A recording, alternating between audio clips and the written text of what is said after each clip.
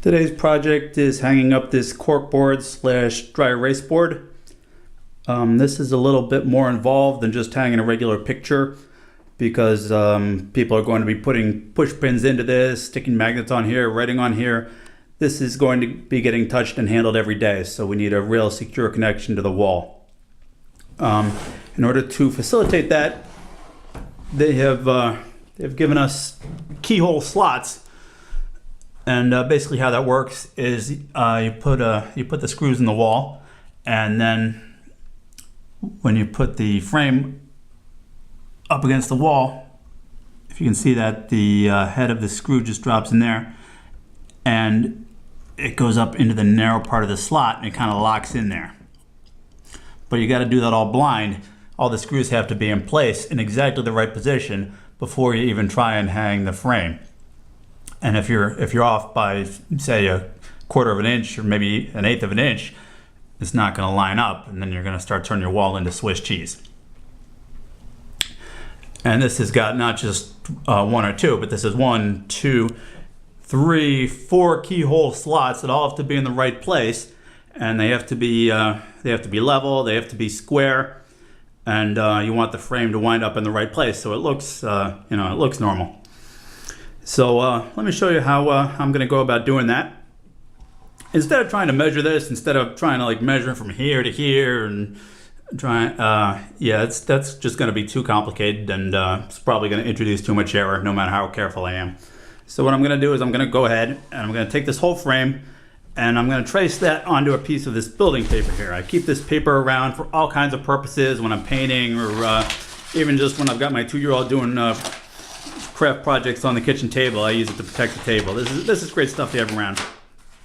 So what I did, I took the frame, I laid it down on some paper, I traced it with a pencil, and then I just cut it out with a pair of scissors. So the paper is exactly the same size and shape. It looks like a rectangle, but you never know. This side might be bowed in a little bit, imperceptibly. So I traced it, and I made an exact replica of that exact shape. And I did that ahead of time, so you can see that here on this identical frame. I traced it out on a piece of paper, and it pays to be careful on this part. It takes an extra minute or two, but yeah, just be real careful and get that as close as you can. That's pretty good there. And you'll see that I labeled that this is the top because of the paper is gonna, while you're trying to locate where the keyholes are and whatever, you're gonna forget which side faces the wall and which side is the top of the paper, and that makes a difference because the spacing of the holes might be different on one side or the other. So what I'm going to do, I'm going to go ahead and find those holes, which I can do that. I can do that pretty much by feel. Now I'm going to go ahead and locate those keyhole slots. I can do that. I can feel them right through the paper. A little tough to feel. This paper is a little bit thick, but once you start poking for it with the pencil, you can see where they are right there. And you want to find the narrow spot. So here's the top here. Yeah, right there. And you want to mark the middle of the narrow part. See down here, it's a little bit wider. That's where the screw is going to go in. But you want to mark the spot where the screw is going to wind up. And there should be another one down here at the bottom somewhere. You can feel for it a little bit. Ah, there it is. And I just push gently with the pencil. Ah, there it is. Yeah, right there. Just make a small hole just to mark the spot. Again, we're marking the narrow part of the keyhole. And over here, should be able to feel it. Should be about the height as on the other, same as on the other side. Right about there. I like to push it all the way through just to make sure I'm in the right spot. Yeah, right there. And then one more down here.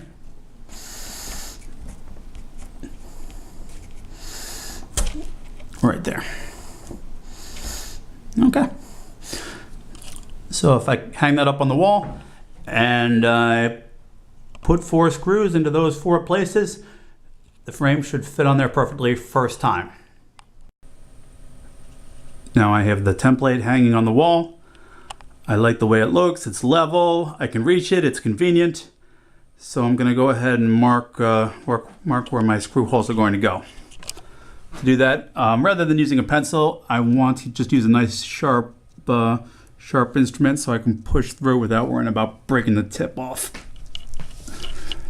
Mark that nice and good because you only got one shot at this. And these are plaster walls, so I got to kind of push harder than if it was just sheetrock, say.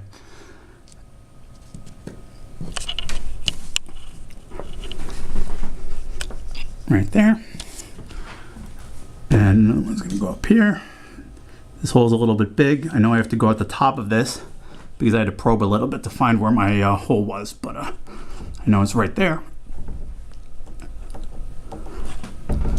And then down at the bottom here, this one, it's going to go right here. You got to make sure that your template is nice and flat and smooth against the wall too. Any wrinkles are going to take away from the accuracy of the measurement. That's it. Mark those 4 holes, and then we got to put in some hollow wall anchors and some screws, and we'll be ready to hang the frame. Now I'm going to use a 1/4-inch drill bit, and I'm going to drill the hole to put the hollow wall anchor in. This part is kind of critical because the drill bit tends to want to walk a little bit when you start drilling, so just be mindful of that. Go in nice and straight. Line up right with that spot where you marked with the awl. Start slow. You don't want to turn your wall into Swiss cheese. Yeah, it looks like it's okay right there.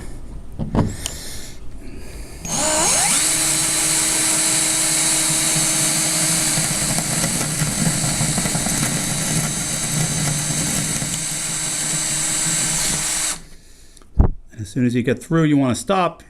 You don't want to drill too deep in case there's duct work or something inside the wall. And then for the anchor, I like to use these metal anchors. You could use those little plastic ones. They're a little bit cheaper, but I just feel a lot more secure having a piece of metal in there. And as you can see on some of these other anchors I already have installed, you got a little bit of play in there even after you install it. If you try to do that with a plastic anchor, you'd just be ripping the wall apart and eventually the anchor would fail. So I'm just going to tap this one in a little bit. Okay.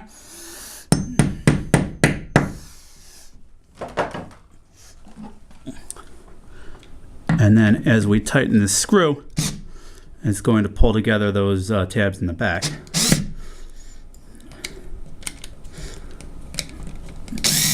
Let me just take this out a second.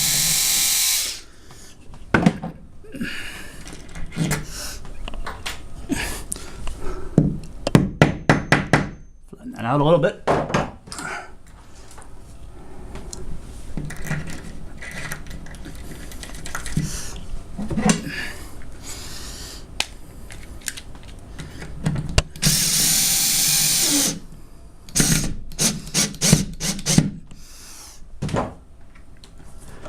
This part I really like to do by hand so that I get it, I don't strip it out. I want to really feel when those tabs in the back are pulling tight.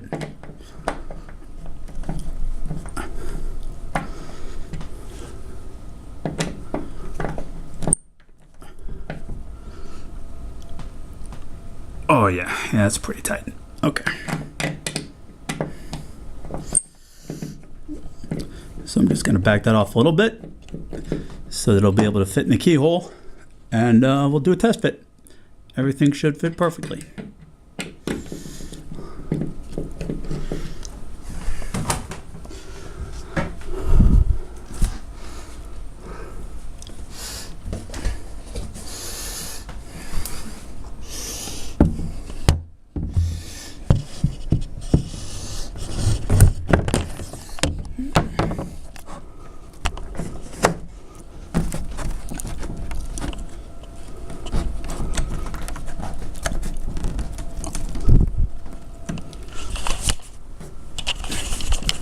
A little tough to do this while holding the camera. There it goes, that drops in. And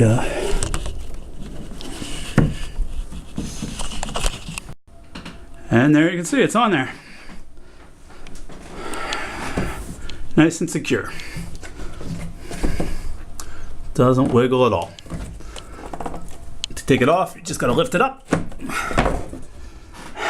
And see, just 4 screws, no Swiss cheese. Just a quick demonstration of how these metal hollow wall anchors work.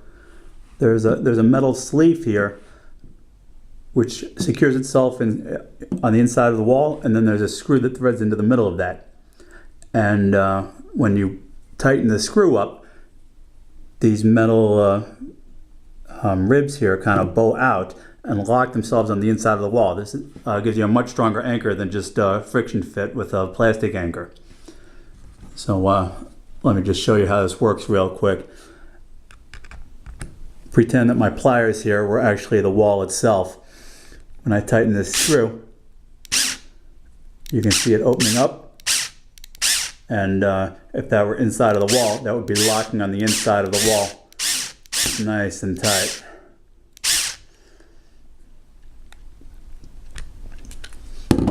This plastic part at the bottom here, that's just the tip. If you have sheetrock, you can just hammer it right through. But for plaster, you need to pre-drill a hole.